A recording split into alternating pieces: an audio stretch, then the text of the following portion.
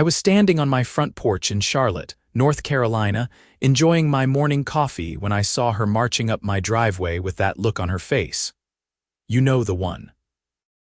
The look that says someone is about to make your day infinitely worse for absolutely no good reason. Her name was Linda Patterson, president of the Willow Creek Estates Homeowners Association, and she was clutching a clipboard like it was a weapon of mass destruction. "Mr. Cohen," she called out before she even reached my steps, her voice sharp enough to cut glass. "We need to talk about that thing on your doorframe." I followed her pointing finger to my Mezuzah, the small decorative case containing sacred Hebrew text that Jewish families affix to their doorposts, as commanded in Deuteronomy. I had installed it just 3 days ago, the same week I closed on the house. It was barely 3 inches long, cream-colored to match my trim, and positioned respectfully on the right side of my front door. That thing. I repeated, keeping my voice level despite the irritation already building in my chest. "You mean my Mezuzah?" Linda stopped at the base of my porch stairs, her perfectly manicured nails tapping against her clipboard. She was probably in her late 40s, with that particular shade of blonde that comes from a bottle and costs way too much to maintain. She wore a white tennis outfit despite it being 7 in the morning on a Tuesday, and her lips were pressed into a thin line of disapproval. "I don't care what it's called," she said flatly. "It's a violation of our community standards." Section 12. Paragraph 4 of the HOA covenant clearly states that no external decorations or modifications may be made to the front of any home without prior written approval from the Architectural Review Committee. I took a slow sip of my coffee, buying myself a moment to process what I was hearing. I had moved to Charlotte from Boston specifically for a job opportunity at a tech firm downtown. The house was perfect, the neighborhood seemed quiet, and I had read through the HOA documents carefully before buying. Nowhere in those documents had I seen anything that would prevent me from practicing my religion. "Linda, with all due respect, this isn't a decoration. It's a religious item. It's part of my faith practice as a Jewish person." She waved her hand dismissively as if swatting away a fly. "That's not my concern. Rules are rules, Mr. Cohen. I don't make exceptions for anyone." Last year, the Hendersons tried to put up a small statue of St. Francis in their garden, and I made them remove it. The Patels wanted to hang prayer flags from their balcony, and those came down too. We maintain property values in this community by ensuring uniformity and compliance with our standards. So you're telling me you've discriminated against multiple religions? I asked, unable to keep the edge out of my voice now. Linda's eyes narrowed. "I'm telling you that I enforce our community rules equally and fairly. You have 72 hours to remove that item from your door, or you'll face a fine of $100 per day until it's removed. Good day, Mr. Cohen." She turned on her expensive tennis shoes and marched back down my driveway before I could respond. I stood there on my porch, coffee growing cold in my hand, staring at the small Mezuzah that represented thousands of years of tradition and religious observance. I had just bought this house. I had just moved to a new city where I knew almost no one, and now I was being told I couldn't practice my religion in my own home. I went inside and immediately called my best friend David, who was still back in Boston finishing his law degree. He answered on the 3rd ring, and I could hear the sounds of traffic in the background. "Jake, how's North Carolina treating you?" "Terribly," I said, and launched into the whole story. David listened without interrupting, which was one of the things I appreciated most about him. When I finished, there was a long pause. "Jake, do you know about the Religious Freedom Restoration Act?" He asked, vaguely. "Federal law about religious freedom, right?" "Right, but North Carolina also has its own version." The federal RFRA was passed in 1993, and it basically says that the government can't substantially burden a person's exercise of religion unless they can prove it's the least restrictive means of furthering a compelling governmental interest. Now, HOAs aren't technically government entities, but there's precedent for applying these principles to HOAs, especially when they're enforcing restrictions that burden religious practices. I sat down at my kitchen table, my mind racing. So you're saying I have legal grounds to fight this? I'm saying you have very strong legal grounds. There was a case in Florida a few years back, almost identical to yours. An Orthodox Jewish family was told to remove their mezuzah by their HOA. They fought it using both federal and state RFRA protections, and they won. The HOA ended up paying their legal fees and had to change their policies. Let me do some research and call you back in an hour. After we hung up, I sat there staring at my phone. I had never been one to seek out conflict. I was a software engineer, for crying out loud. I spent my days debugging code and optimizing systems. But something about Linda's dismissive attitude, the way she had called my mezuzah, that thing, had ignited something in me. This wasn't just about a small religious item on my doorframe. It was about the principle that I should be able to practice my faith in my own home without interference. My phone rang exactly 53 minutes later. David sounded excited. Okay, so I've been digging into North Carolina case law and the state's Religious Freedom Restoration Act. You're in an even better position than I thought. North Carolina's statute is actually broader than the federal one in some ways. It applies to any action by a state or local government, and courts have interpreted HOA regulations as quasi-governmental in nature when they exercise significant control over residential communities. English, please, I said. You can fight this and win, but you need a good lawyer who knows this area of law. I have a contact who graduated a year ahead of me and moved to Charlotte. Her name is Rebecca Goldstein, and she actually specializes in religious freedom cases. I'm going to text you her information. David, I don't know if I can afford a specialist lawyer right now. I just bought a house. Talk to her first. Many lawyers in this area take cases pro bono or on contingency, especially when they're confident they'll win and can recover attorneys' fees. Just call her. The next morning, I was sitting in Rebecca Goldstein's office in downtown Charlotte. She was in her early 30s, sharp-eyed and intense, with dark hair pulled back in a practical ponytail. Her office was small but organized, with diplomas from Duke Law School on the wall and stacks of legal briefs arranged with military precision on her desk. David told me about your situation, she said, gesturing for me to sit. Tell me everything from the beginning. I walked her through the entire interaction with Linda, showed her photos of my mezuzah, and provided her with copies of the HOA covenant and bylaws I had received when I purchased the house. Rebecca listened carefully, occasionally jotting down notes, her expression growing more focused as I spoke. This is textbook religious discrimination, she said when I finished. The Religious Freedom Restoration Act, both federal and state versions, should protect you absolutely. The key test is whether the HOA is substantially burdening your exercise of religion, and whether they have a compelling governmental interest that they're pursuing through the least restrictive means possible. And they don't, I asked. Not even close. Aesthetic uniformity is not a compelling interest that outweighs constitutional religious protections. Moreover, your mezuzah is small, matches your home's trim, and doesn't interfere with anyone else's use or enjoyment of their property. The HOA would have to prove that your mezuzah somehow creates a significant problem for the community, and I can't imagine how they do that. So what do we do? Rebecca leaned back in her chair, a slight smile playing at the corners of her mouth.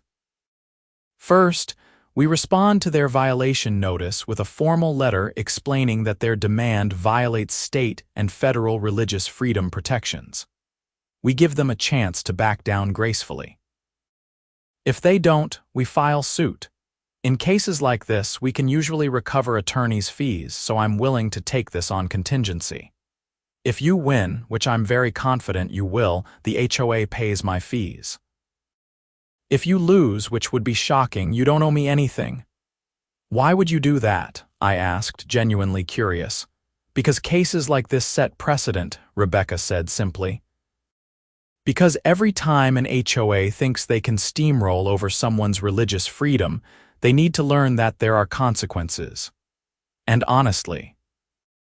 Because I'm Jewish too, and the idea of someone telling me I can't put up a mezuzah makes my blood boil. We shook hands, and Rebecca got to work immediately. Within 2 days, she had drafted a comprehensive letter to the Willow Creek Estates HOA. She read it to me over the phone before sending it, and I have to admit, it was impressive. The letter laid out the Federal Religious Freedom Restoration Act and North Carolina's state law in clear detail. It cited multiple precedents, including the Florida case David had mentioned, as well as a recent case from Texas where an HOA had been forced to pay over $200,000 in damages and legal fees after attempting to ban religious displays. The letter explained that my mezuzah was a required element of Jewish religious observance, that it posed no actual harm to the community, and that any attempt to force its removal would be met with immediate legal action. Rebecca concluded the letter by offering the HOA a simple resolution: withdraw the violation notice, amend their policies to explicitly protect religious displays, and pay a token settlement of $1 to acknowledge their mistake. If they agreed within 7 days, we would consider the matter closed. If they didn't, we would file suit in federal court. I expected maybe a day or two of nervous waiting. Instead, Linda Patterson called me directly that same evening. Her voice on the phone was even more clipped than it had been in person. "Mr. Cohen, I received your attorney's letter. I want you to know that the HOA board considers this a gross overreaction to a simple community standards issue. Linda, it's not an overreaction to defend my religious freedom," I said calmly. "We have rules here that everyone agreed to follow when they purchased their homes. You don't get special treatment just because you claim some religious need." The word claim hit me like a slap. I'm not claiming anything. This is a fundamental part of Jewish observance that goes back thousands of years. Your rules don't supersede constitutional protections. "We'll see about that," Linda said coldly. "The board is meeting tomorrow night and we'll be discussing this matter with our attorney. I suggest you prepare yourself for a reality check about how the world actually works." She hung up before I could respond. I immediately called Rebecca and relayed the conversation. "Good," Rebecca said, and I could hear the satisfaction in her voice. "She's doubling down. That actually makes our case stronger. Document everything she says and does from here on out. Every interaction, every letter, every phone call. If she's going to be hostile and dismissive, let's make sure there's a clear record." The next week was tense. I went to work each day at my new job, trying to focus on learning the company's systems and meeting my new colleagues, but my mind kept drifting back to the situation at home. I half expected to find another nasty letter from Linda every time I checked my mail. On Friday, exactly 7 days after Rebecca sent her letter, the HOA's response arrived. It was not what we had hoped for. The letter, signed by Linda and the 4 other board members, rejected our position entirely. Their attorney had advised them. They claimed that HOA covenants were legally binding contracts and that religious freedom laws did not apply to private community associations. They reasserted their demand that I remove the mezuzah within 72 hours, and they informed me that I was now being fined $100 per day, retroactive to the original violation notice. According to their calculation, I already owed $800. They're bluffing, Rebecca said when I forwarded her the letter, or their attorney is incompetent. Either way, we file suit on Monday. That weekend was surreal. I went about my normal activities, unpacking more boxes, exploring my new neighborhood, trying a new barbecue place that everyone at work had recommended. But hanging over everything was this absurd conflict about a 3-inch religious item on my doorframe. I found myself getting angry at random moments, angry at Linda's dismissiveness, angry at the HOA's arrogance, angry that I had to spend time and energy fighting for something that should have been unquestionably protected. On Sunday evening, I stood on my porch and looked at my mezuzah in the fading light. I touched it gently, the way I had been taught as a child, and whispered the Shema. Hear, O Israel, the Lord is our God, the Lord is one. It was a small gesture, but it connected me to my heritage, to my parents and grandparents, to generations stretching back through history. The idea that someone like Linda Patterson thought she could order me to remove it was almost laughable. Almost. Monday morning, Rebecca filed our complaint in the United States District Court for the Western District of North Carolina. The lawsuit named the Willow Creek Estates Homeowners Association as defendant and sought declaratory and injunctive relief under the Religious Freedom Restoration Act, the Fair Housing Act, and North Carolina's state religious freedom statute. We asked the court to declare the HOA's actions unlawful, to permanently enjoin them from enforcing their rules against religious displays, and to award attorneys' fees and costs. Rebecca also filed a motion for a preliminary injunction, asking the court to immediately halt the HOA's fines and prohibition while the case proceeded. She explained that preliminary injunctions weren't automatic, but in cases involving religious freedom, courts often acted quickly to prevent ongoing constitutional violations. How long until we hear something? I asked. Could be a few weeks for the preliminary injunction hearing. The full case might take 6 months to a year if they fight it all the way, but honestly, I think they'll settle once they realize how weak their position is. The news of the lawsuit spread through Willow Creek Estates like wildfire. My next-door neighbor, a friendly guy named Marcus who worked as a high school history teacher, knocked on my door Tuesday evening. Hey man, I heard about what's going on with the HOA, he said, looking uncomfortable. I just wanted to say I think it's complete nonsense. You should be able to put whatever religious items you want on your own house. Thanks, Marcus, I appreciate that. Listen, Linda came by my place earlier trying to drum up support. She's apparently planning to send an email to the whole community painting you as some troublemaker who's costing the HOA money with legal fees. I wanted to give you a heads up. Of course she is, I muttered. For what it's worth, I don't think she's going to get the support she's expecting.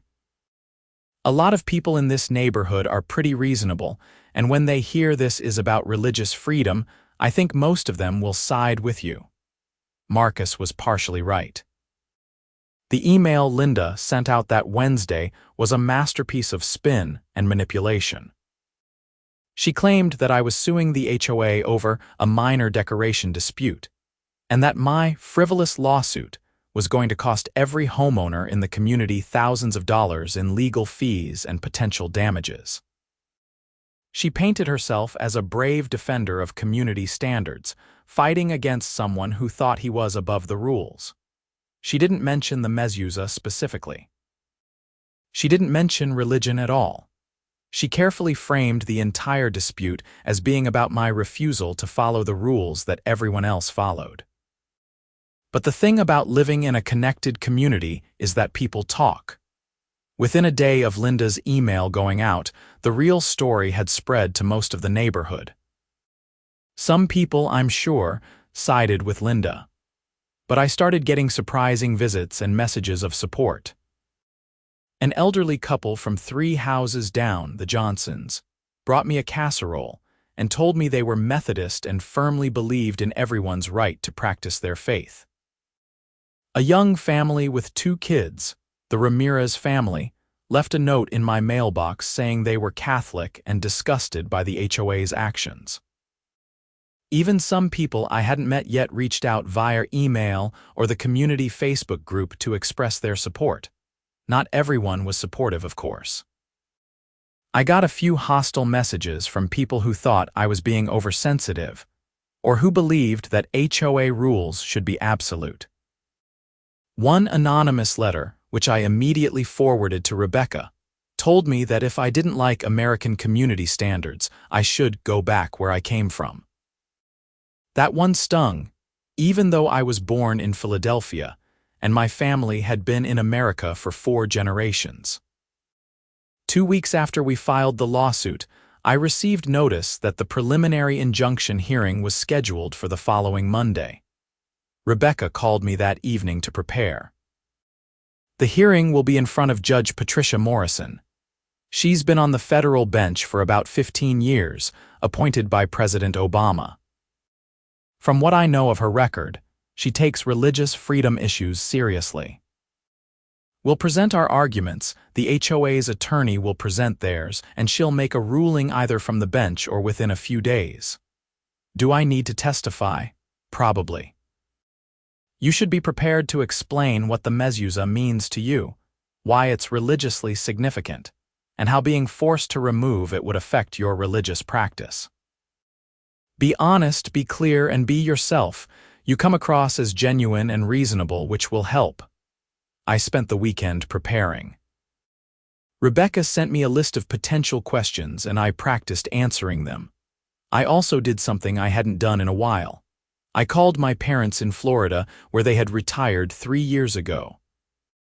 "Jake," my mother answered warmly, "how's the new house?" I filled them in on everything that had happened.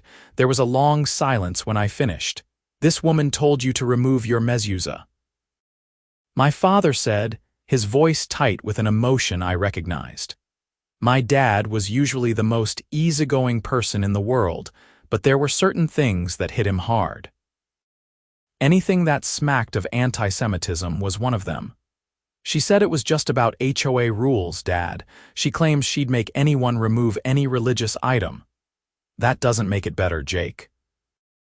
That makes it worse. At least overt bigots are honest about their hatred. This woman is hiding behind bureaucracy. My mother, always the practical one, asked about my lawyer and the strength of my case. When I explained Rebecca's confidence and the legal precedents, I could hear the relief in her voice. "Good. You fight this, Jake, not just for you, but for everyone who comes after you. These HOA busybodies need to learn they can't push people around." The preliminary injunction hearing took place in a modern federal courthouse in downtown Charlotte. The courtroom was smaller than I expected, with blonde wood paneling and the seal of the federal court mounted prominently behind the judge's bench. Rebecca and I sat at one table, and the HOA's attorney, a stern-looking man in his 60s named Harold Kramer, sat at the other with Linda Patterson beside him. Judge Morrison entered, and we all stood. She was a black woman in her early 60s with gray hair and sharp, intelligent eyes. She gestured for everyone to sit and shuffled through some papers before looking up. "All right, this is the hearing on plaintiff's motion for preliminary injunction in Cohen versus Willow Creek Estates Homeowners Association. Miss Goldstein, you're representing Mr. Cohen." "Yes, Your Honor." "And Mr. Kramer, you're representing the HOA." "That's correct, Your Honor." "Miss Goldstein, you may present your argument." Rebecca stood, and I was struck by how composed and confident she appeared. She laid out our case methodically and clearly. She explained what a Mezuzah was and why it was religiously significant. She cited the Religious Freedom Restoration Act and the specific tests courts apply. She walked through the precedent cases, including the Florida case and several others. She argued that the HOA's aesthetic interest was not compelling enough to override my constitutional religious freedom, and that even if it were, forcing complete removal of a small, unobtrusive religious item was not the least restrictive means of achieving that interest. Your Honor, this is precisely the kind of case that HOA was designed to address. Mr. Cohen is not asking for special treatment. He's asking to be allowed to practice his religion in his own home without interference. The HOA has presented no evidence whatsoever that his mezuzah causes any harm to the community. They simply don't like that he installed something without asking permission first. That's not a constitutionally sufficient reason to burden someone's religious practice. Judge Morrison listened carefully, occasionally jotting notes. When Rebecca finished, she turned to Harold Kramer. Mr. Kramer. The HOA's attorney stood, and I noticed that Linda leaned forward in her seat, her expression eager. Kramer cleared his throat. Your Honor, this case is not about religious freedom. It's about the enforcement of legitimate, neutral rules that apply to all residents of a private community. When Mr. Cohen purchased his home, he voluntarily agreed to abide by the HOA's covenants, conditions, and restrictions. Those restrictions exist to maintain property values and ensure a uniform, attractive community appearance. He went on for several minutes, arguing that HOAs were private organizations and not subject to the same constitutional constraints as government entities. He claimed that allowing my mezuzah would open the floodgates to all sorts of displays and decorations that would undermine community standards. He suggested that I was trying to use religion as an excuse to bypass rules that everyone else followed. Judge Morrison interrupted him. Mr. Kramer, are you familiar with the Religious Freedom Restoration Act? Yes, Your Honor, but we don't believe it applies in this context. Why not? Because the HOA is a private entity enforcing private contractual agreements. But HOA applies to actions by government, and courts have repeatedly held that HOAs exercise quasi-governmental functions when they enforce restrictive covenants. Are you arguing that all of that precedent is wrong? Kramer looked uncomfortable.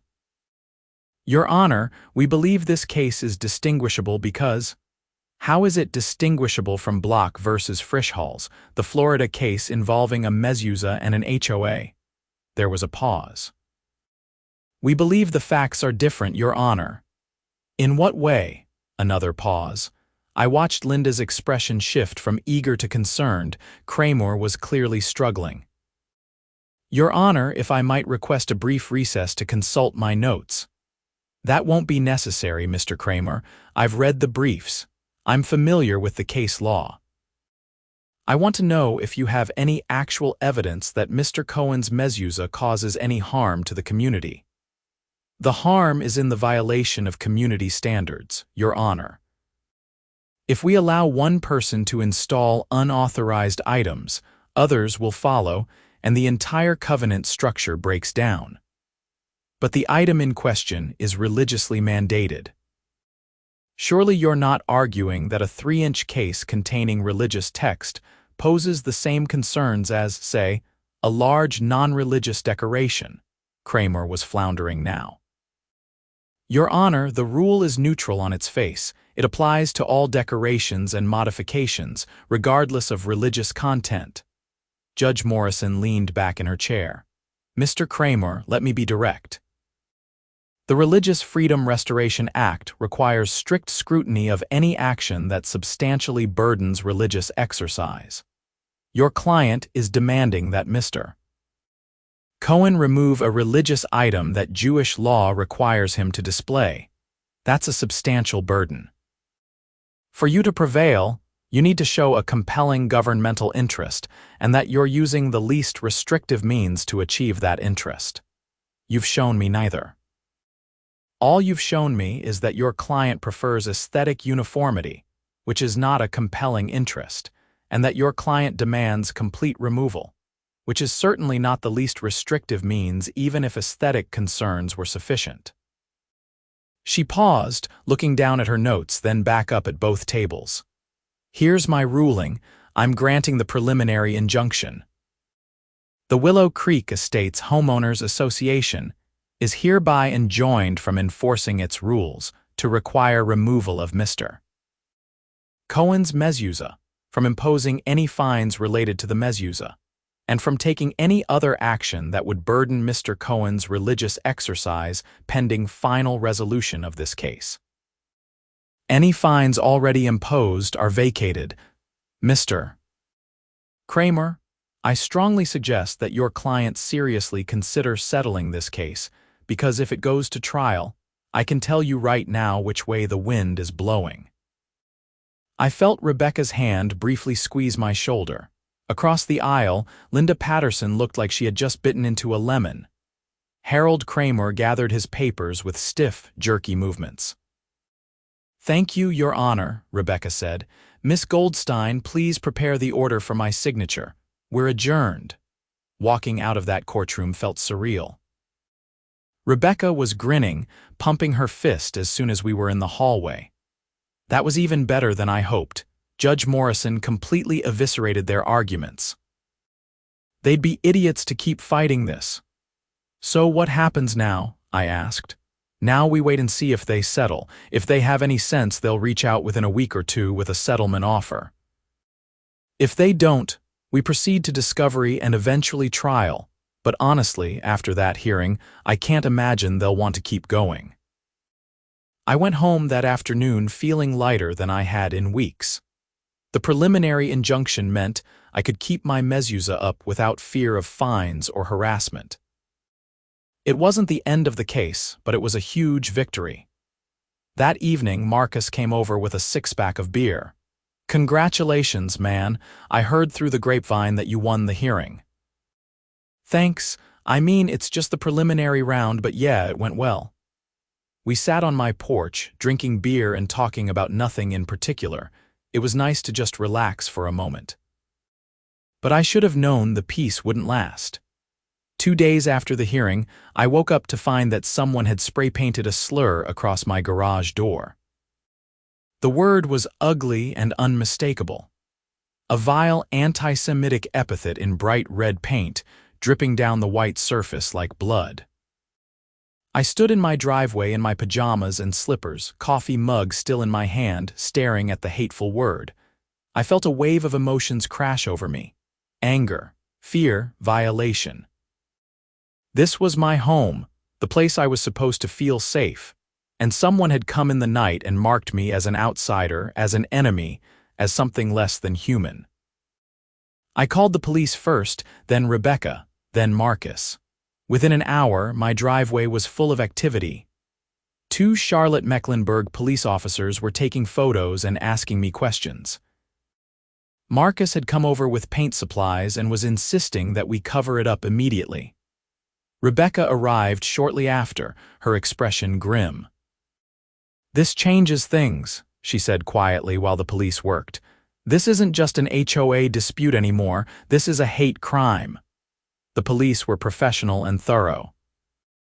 Officer Jenkins, a middle-aged black man with kind eyes, asked me detailed questions about the timeline of the HOA dispute and whether I had received any direct threats.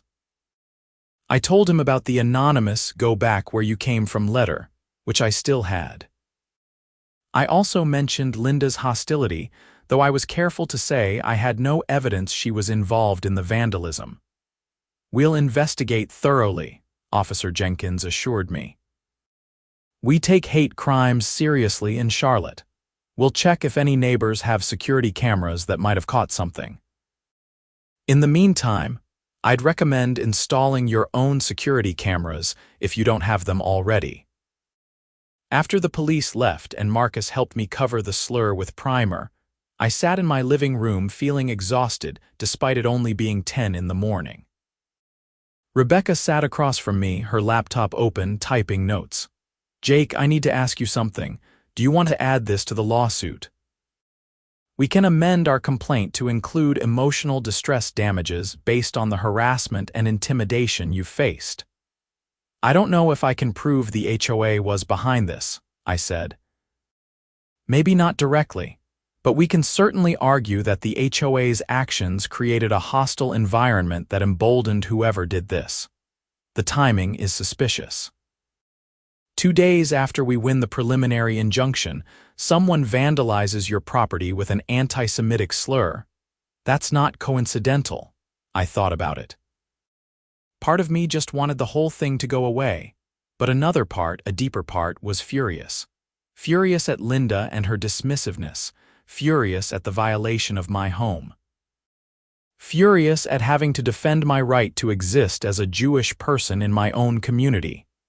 Let's do it, I said. Amend the complaint. I want them to understand that actions have consequences.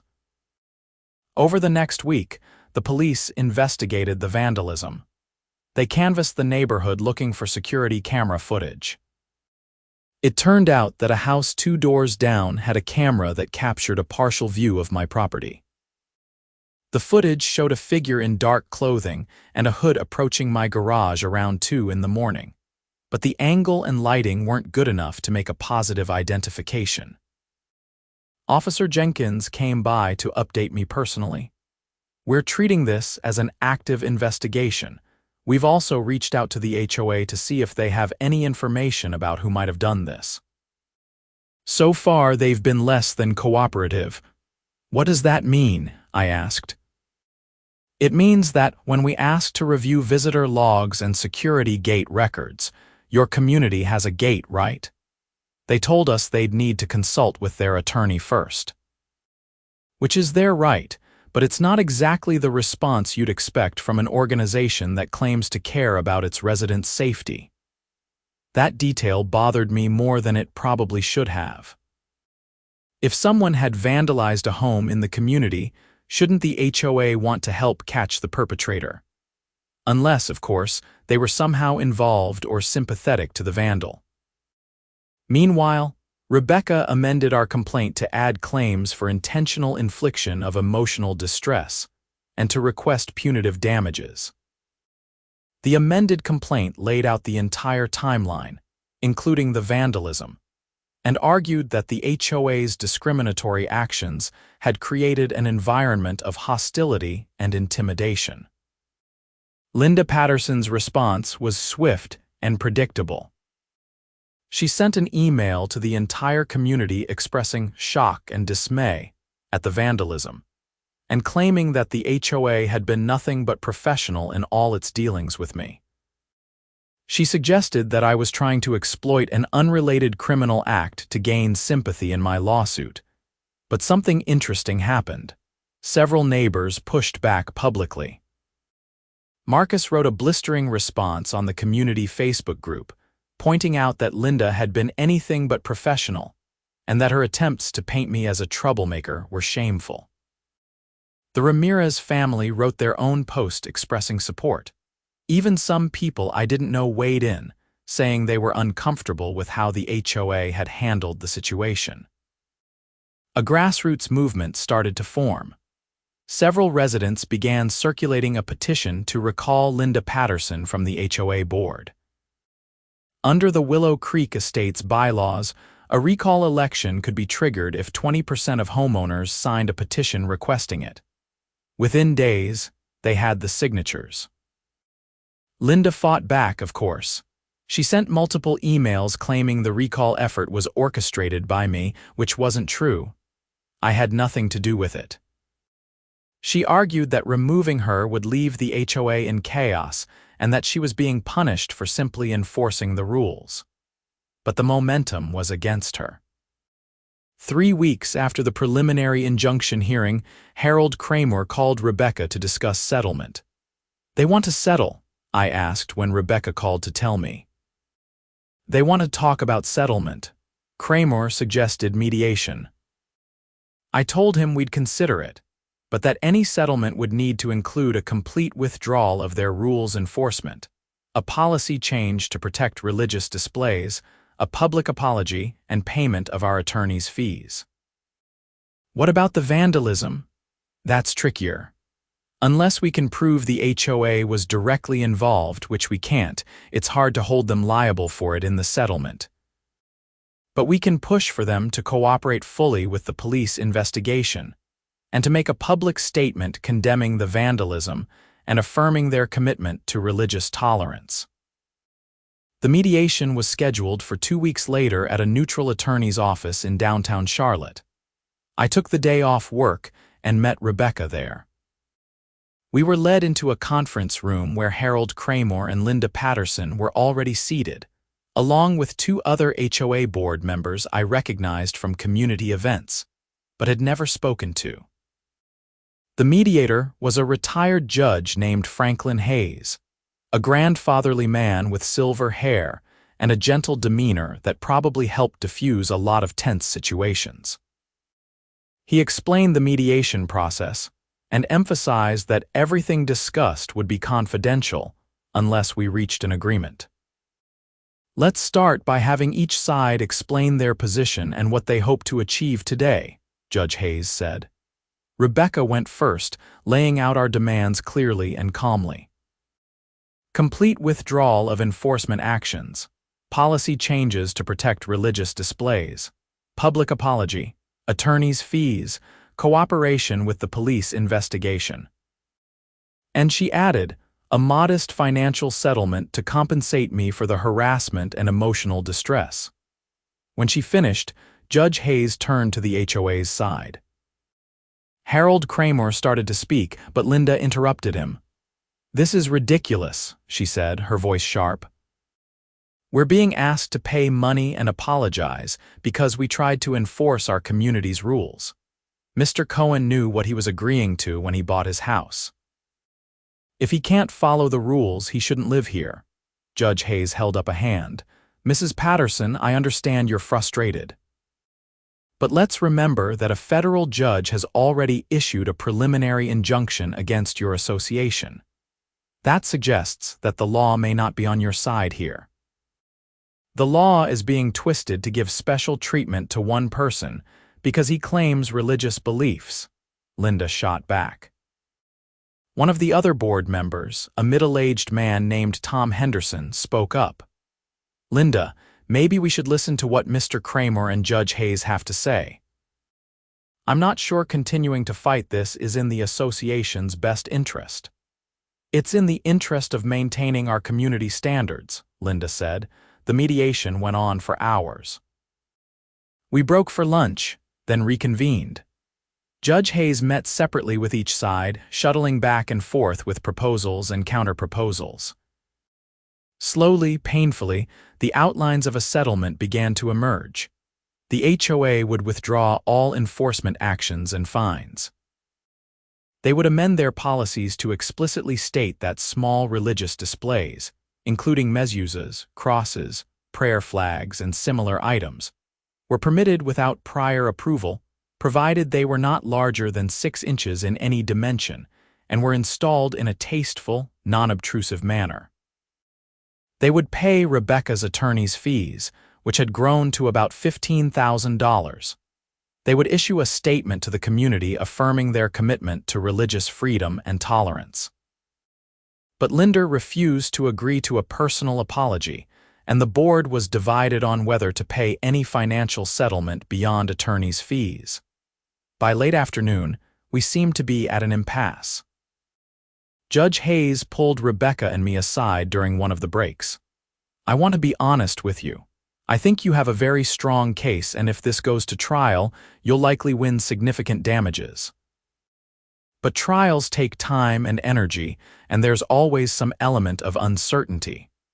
The settlement on the table isn't everything you wanted, but it achieves your main goals. You'd get to keep your mezuzah without any further interference. The policies would change to protect others in the future, and your attorney's fees would be covered. Is that enough?" I thought about it, thought about the weeks of stress and anger, thought about the hate crime vandalism still unsolved. Thought about whether I wanted to spend months more of my life fighting with Linda Patterson. "What do you think?" I asked Rebecca. Honestly, I think we should push for a little more. If they won't do a personal apology, fine, but they should pay something for emotional distress. Even a modest amount, $5,000, would acknowledge that what they put you through had real consequences. We went back into the mediation room and Rebecca made our counteroffer. $5,000 in emotional distress damages, in addition to the other terms. Kramer huddled with the board members, and I watched Linda's face turn red as they argued in whispered voices. Finally, Tom Henderson spoke up.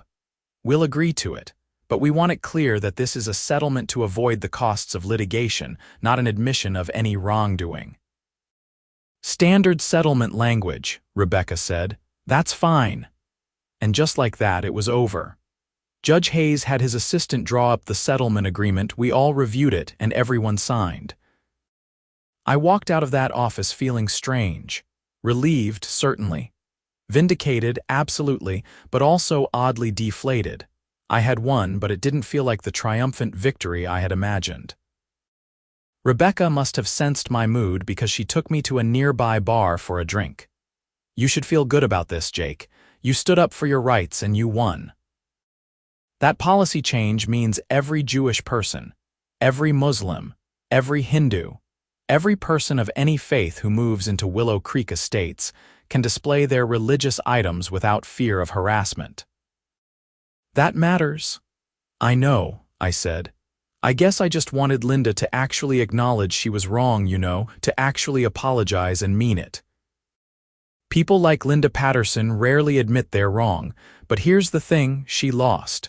The HOA lost, you won. Sometimes that has to be enough. The settlement was finalized within a week. The HOA sent out an email to all residents announcing the policy change and making a bland statement about their commitment to respecting residents' religious freedom. Linda's name was on the email, but I could practically feel her resentment radiating through the words. The recall election happened 2 weeks after that. Linda fought hard to keep her position, but the combination of the lawsuit, the settlement, and her generally abrasive personality had cost her too much support. She lost by a decisive margin, and Tom Henderson was elected as the new HOA president. One of Tom's first acts was to reach out to me personally. He came by my house on a Saturday morning, looking uncomfortable but determined. Jake, I wanted to apologize in person for how you were treated. I was on the board when Linda sent you that first violation notice, and I should have spoken up. I knew it was wrong, but I went along with it because I didn't want the confrontation. That was cowardly, and I'm sorry. His apology caught me off guard, and I found myself genuinely moved by it. Thank you, Tom. That means a lot.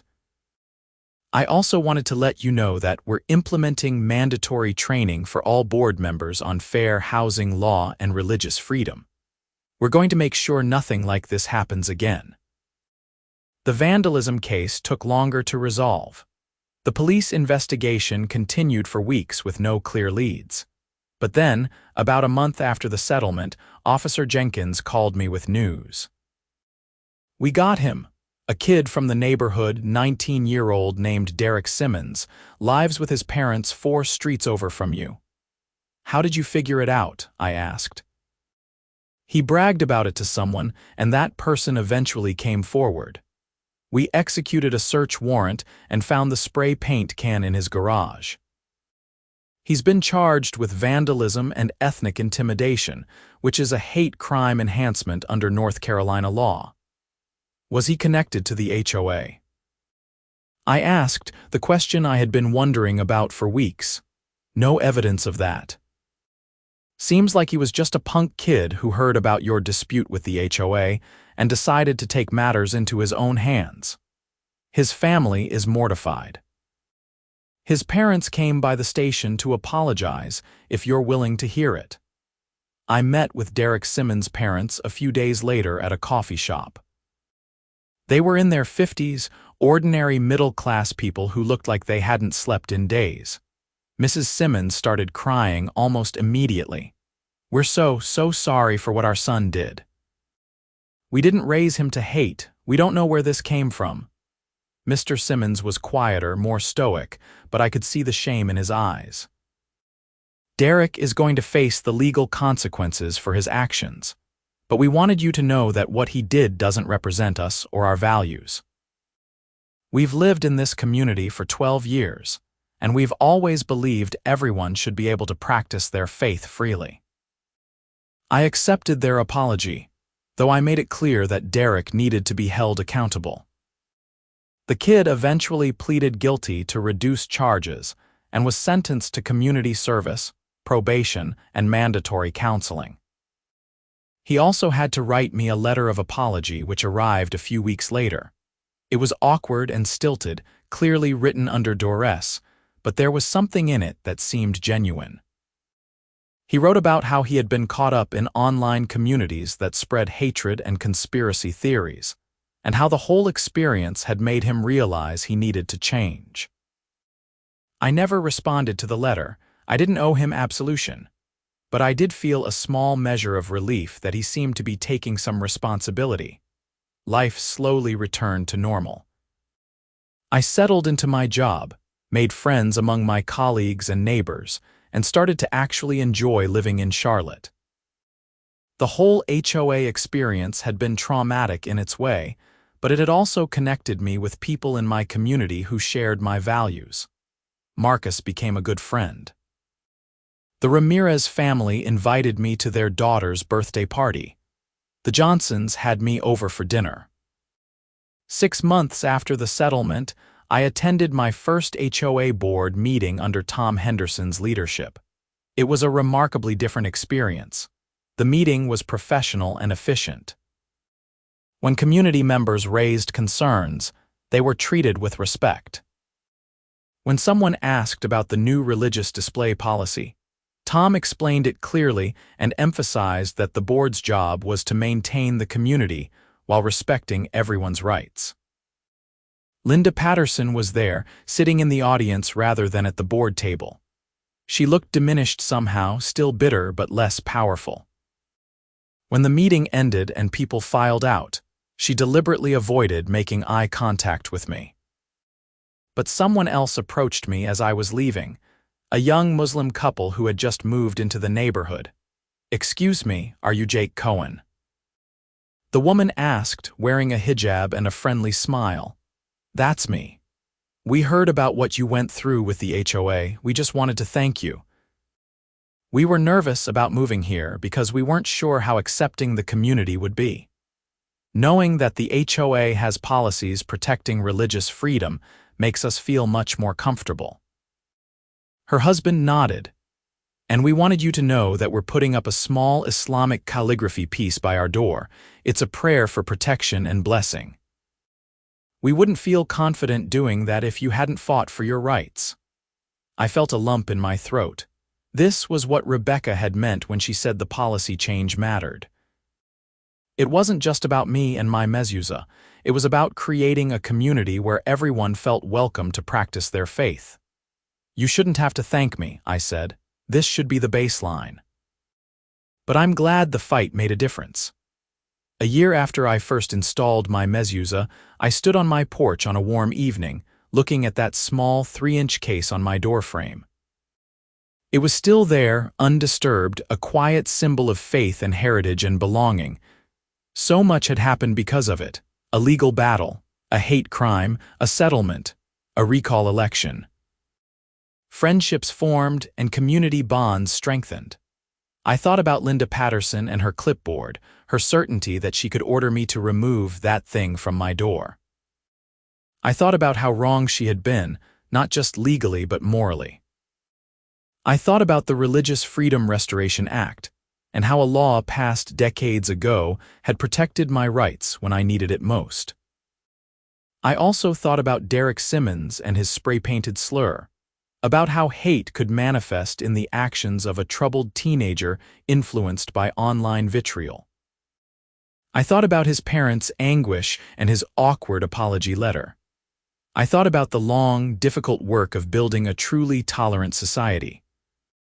My phone buzzed with a text from David back in Boston. How's life in North Carolina? Any more HOA drama? I smiled and typed back. All quiet on that front.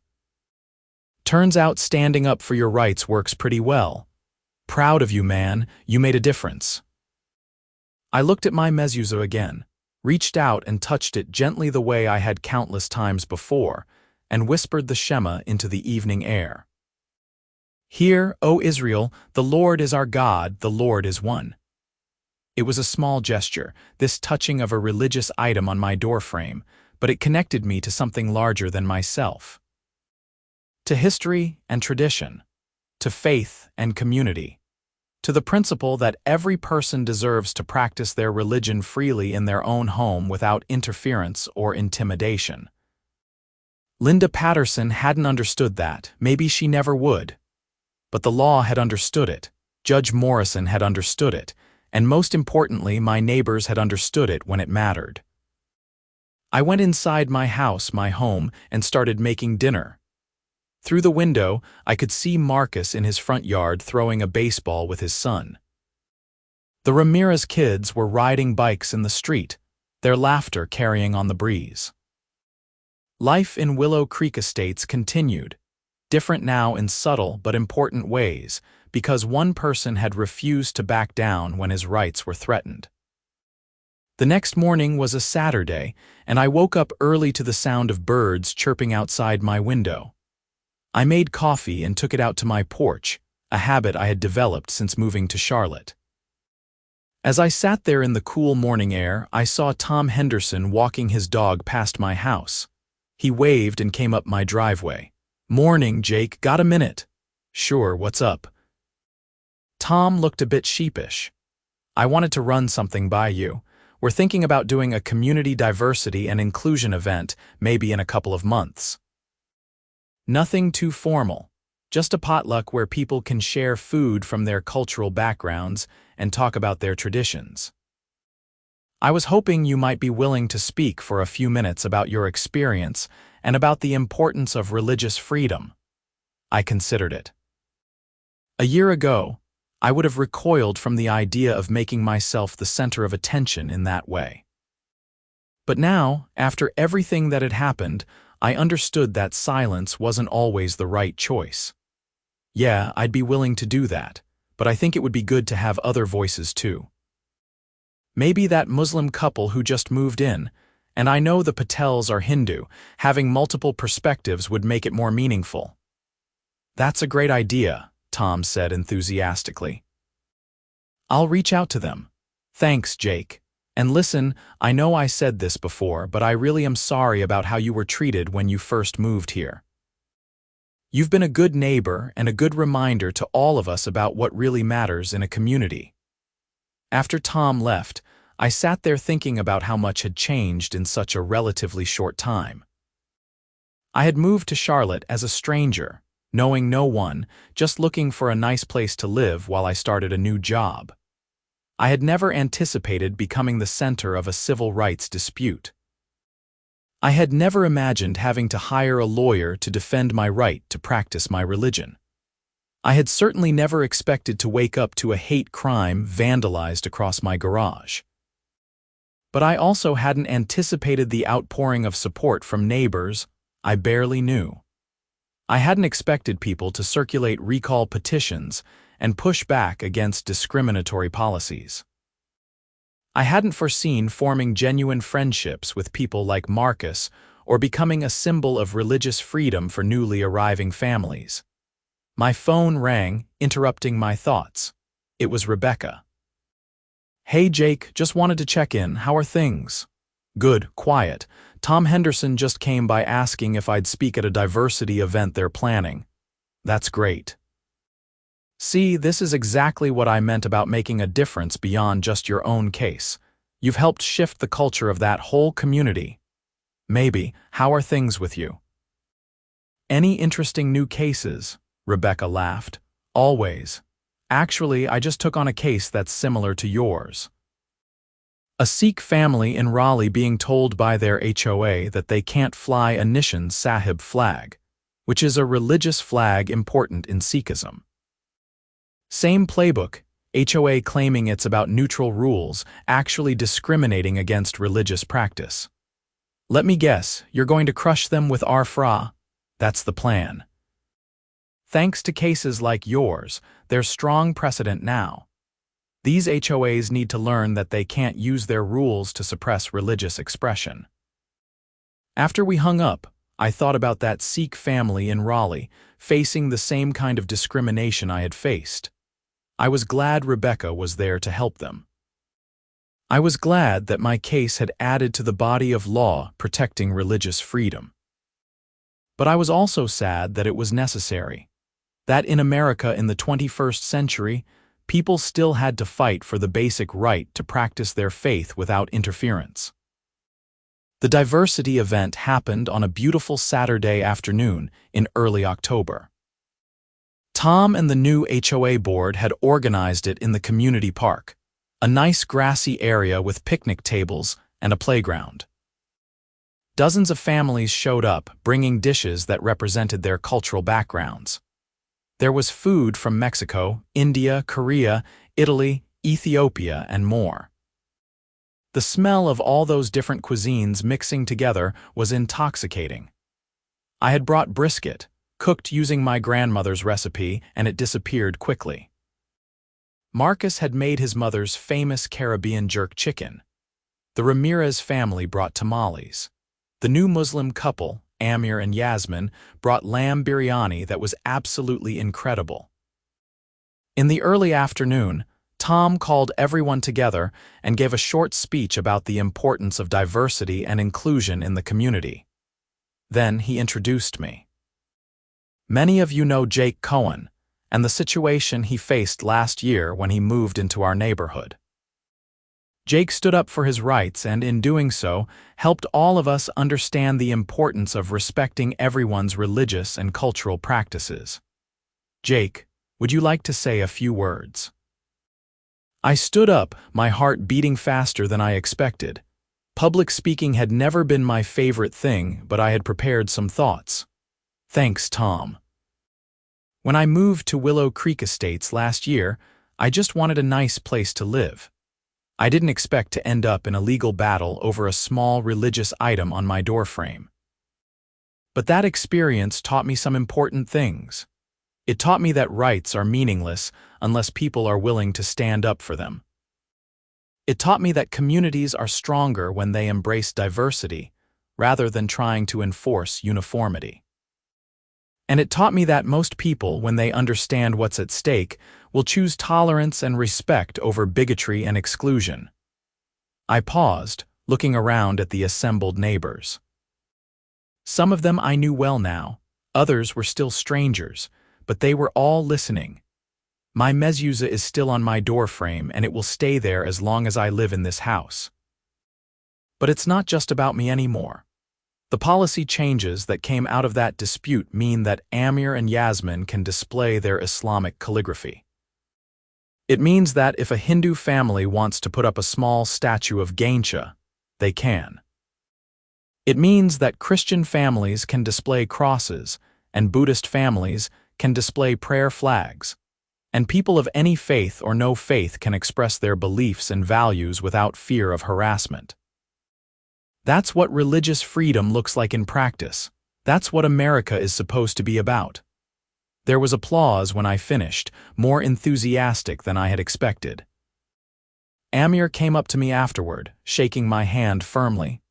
Thank you for your courage, Jake. It's people like you who make this country live up to its ideals.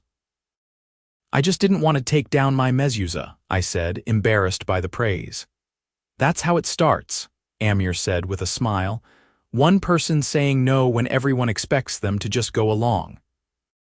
That's how change happens. The event went on for hours, people eating and talking and kids playing in the park. I found myself in a long conversation with the Patels, learning about Hindu traditions and explaining Jewish ones in return. Mrs. Patel told me about the time years ago when Linda Patterson had made them take down their Diwali decorations because they were too colorful and distracting. She had complied then, not knowing she could fight back, and she regretted it. But now, thanks to you, I'm going to put them back up this Diwali, she said. And if anyone complains, I'll know my rights. As the sun began to set, and people started packing up their things, I looked around at the community gathering and felt something I hadn't expected. Genuine affection for this place and these people. What had started as just a house I bought for a job had become a real home, a community I was invested in. Marcus came over as I was folding up my chair. Hell of a speech, man. You made me tear up a little. Don't tell anyone, I have a reputation to maintain. Too late, everyone already knows you're a softie, he grinned, then his expression grew more serious. You know what's crazy? I've lived in this neighborhood for 5 years, and that's the first time I've really felt like we were a community. Like actually connected to each other instead of just living near each other. That's because of what you did. A lot of people stepped up, I pointed out. You wrote that post defending me. The Johnsons, the Ramirez family, all those people who signed the recall petition. It wasn't just me. Yeah, but you started it. You refused to back down. That gave the rest of us permission to stand up too.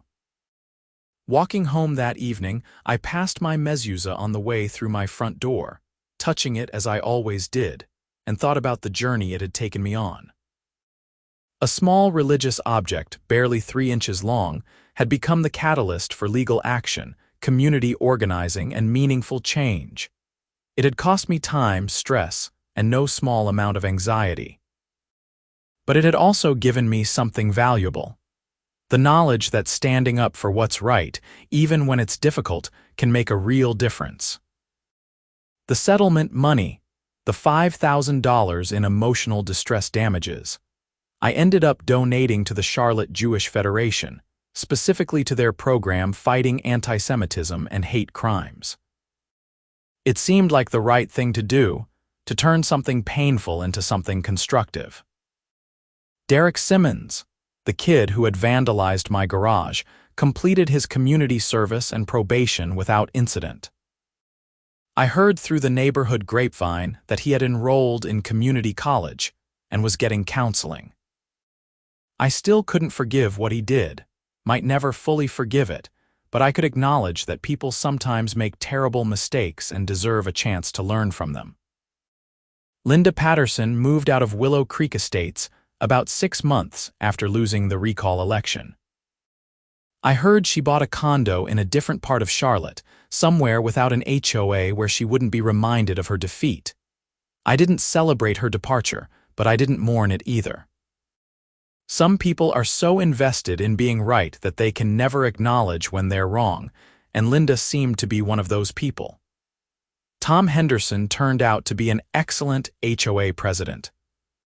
He ran the association efficiently but with compassion, always remembering that rules existed to serve the community, not the other way around. Under his leadership, Willow Creek Estates actually became a nicer place to live, with better communication, more community events, and a genuine sense of neighborliness that hadn't existed before. Rebecca Goldstein and I stayed in touch. She sent me updates on the Sikh family's case in Raleigh, which settled quickly after the HOA's attorney read about my case and advised them they had no chance of winning. Rebecca was building quite a reputation as someone who stood up for religious freedom, and her practice was thriving. My parents came to visit for Thanksgiving that year, their first time seeing my house in person. My mother cried when she saw the mezuzah on my doorframe, knowing everything I had gone through to keep it there. Your grandfather would be so proud, she said, touching the mezuzah gently. He survived the Holocaust, came to America with nothing, and built a life where he could practice his faith freely. That's what this represents, Jake. That's why it matters so much. My father, less emotional but equally moved, shook his head in wonder. I can't believe you had to sue your HOA just to put up a mezuzah. What is this country coming to? I think the country is doing okay, Dad. The law protected me. The courts supported me, most of my neighbors stood by me. One bigoted HOA president doesn't define America. Maybe not, he conceded. But you had to fight, that shouldn't be necessary. He was right, of course, it shouldn't have been necessary. In an ideal world, Linda Patterson would have seen my mezuzah and thought nothing of it, or perhaps asked about it out of genuine curiosity rather than hostility. In an ideal world, religious freedom would be so deeply ingrained that no one would think to question someone's right to display religious items in their own home. But we don't live in an ideal world. We live in a complicated, messy world where rights have to be defended, where laws exist because people can't always be trusted to do the right thing on their own, where sometimes you have to stand up and fight even when you'd rather just live your life in peace. The Religious Freedom Restoration Act had made Linda Patterson regret her decision to demand I remove my mezuzah. The law had worked exactly as it was supposed to, protecting religious exercise from unreasonable government interference. Judge Morrison had understood that. Rebecca had understood that. And ultimately, even the HOA's own attorney had understood that, which is why they settled. As I sat around my Thanksgiving table with my parents, with Marcus and his family, with Amir and Yasmin, with the Ramirez family and the Johnsons and the Patels, I felt overwhelming gratitude. Gratitude for the legal protections that had defended my rights.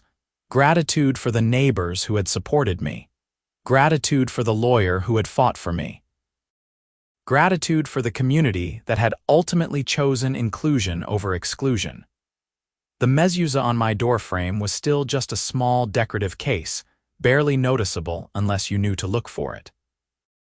But it represented something much larger. The principle that every person deserves to practice their faith freely, that diversity makes communities stronger, and that sometimes one person standing up for what's right can change things for everyone. Linda Patterson had demanded I remove my mezuzah, thinking she had the power and authority to force compliance with her narrow vision of community standards. She had been wrong. The Religious Freedom Restoration Act had made her regret that demand fast, and in doing so had reaffirmed one of America's most fundamental values. As the evening wound down and my guests began to leave, each person passing through my doorway touched my mezuzah, some out of their own tradition, others simply as a gesture of solidarity. It had become a symbol not just for me, but for all of us, a reminder that our rights are precious, that our differences should be celebrated, and that home is a place where everyone should feel free to be themselves. I stood on my porch long after everyone had gone, looking out at Willow Creek Estates in the darkness. Lights glowed in windows up and down the street. Families were inside, living their lives, practicing their faiths or not practicing any faith at all, secure in the knowledge that their choices would be respected. That's what I had fought for. That's what had made all the stress and conflict worthwhile. My mezuzah remained on my doorframe, exactly where Jewish law said it should be, exactly where it would stay for as long as I called this place home. And that made all the difference.